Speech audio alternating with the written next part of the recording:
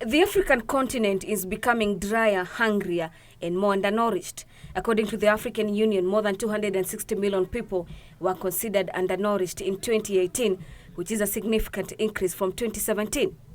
Africa today imports more than 10 times what it imported in 1970. It doesn't mean Africa can't produce. And Africa tomorrow, in another 20 years, in fact in another 10 years, will import more than 5 times what it is importing today if we don't do anything about it. So just think about it. In another 5 years, we're importing $35 billion worth.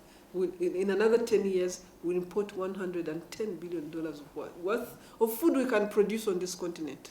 The situation is getting worse in many parts of the continent because of the negative impact of climate change, low agricultural funding, and outmoded farming techniques taking a toll on the continent. I urge all African leaders that they should commit this amount, at least 10% of their budget, to the agriculture sector. Without, fiscal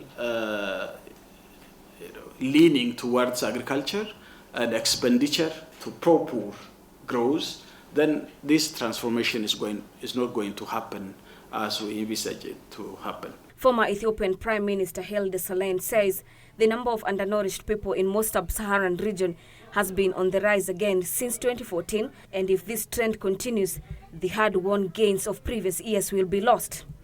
Selassie says the situation is likely to change with the adoption of a new agricultural scorecard tool that was adopted by the African heads of state during the Heads of State Summit in Ethiopia last year. Real challenge we have is we cannot double so easily because we have distortions, for example, in the markets. Our markets have been taken. Whilst we were not producing, other nations began to produce and sell into our markets.